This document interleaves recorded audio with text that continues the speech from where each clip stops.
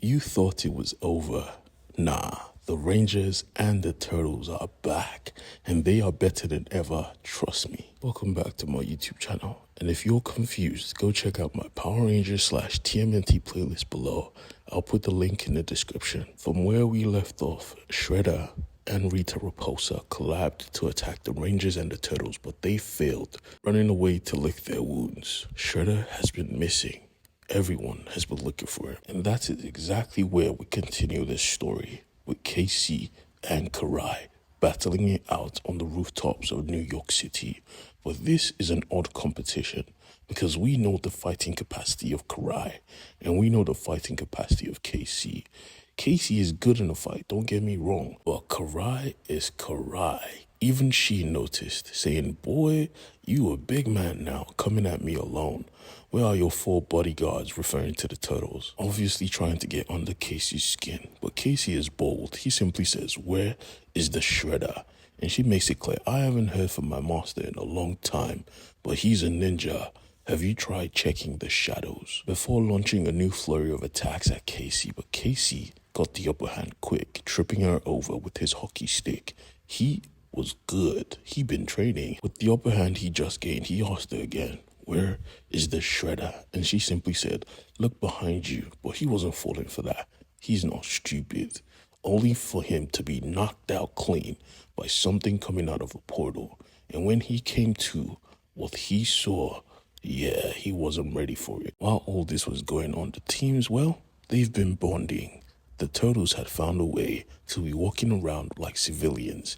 Using cloaking technology, they appeared as 2 black kids. But the technology wasn't perfect. The more you move, the more obvious it seems. So the Power Rangers had to cover for them and get their orders themselves, while the Turtles went back to headquarters. But Kimberly, Trini, and April O'Neil were just chilling on their own when Bulk and Skull came through, claiming that they knew the Power Rangers, trying to get good with the celebrity.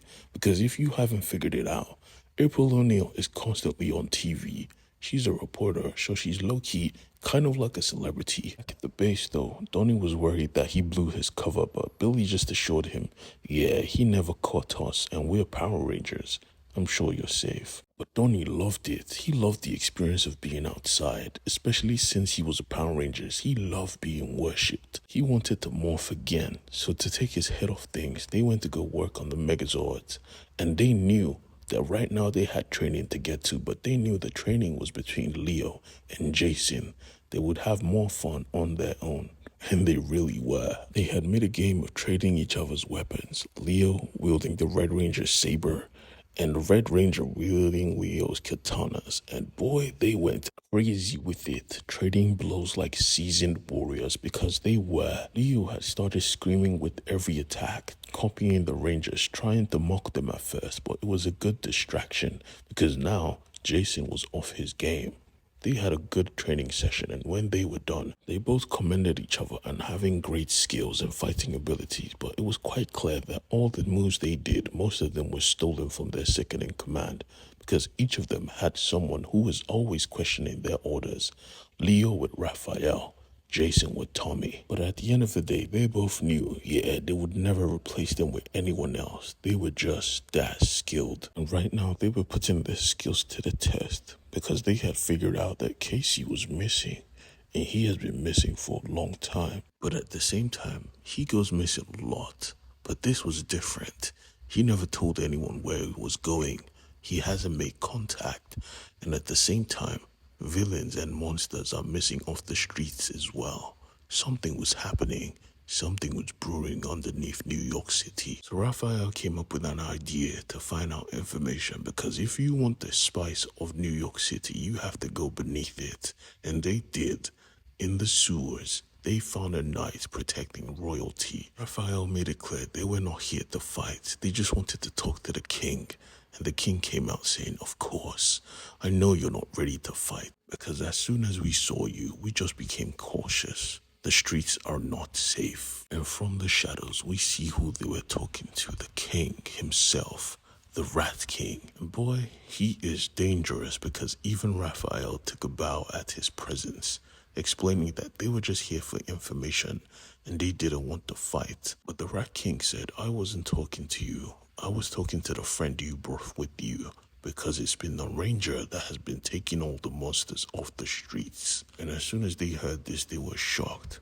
What do you mean? While they got all the information they could, we go all the way to Riker's prison, into the cell of a great scientist, writing on the wall before he heard a rumble, and boom, someone broke through his wall. It was Rocksteady himself, assisted by Goldar. They were here for him, and they did the Lord's work, breaking out of prison like it was nothing, because they were nothing. In my opinion, Rocksteady alone could have come through to this prison and freed this man.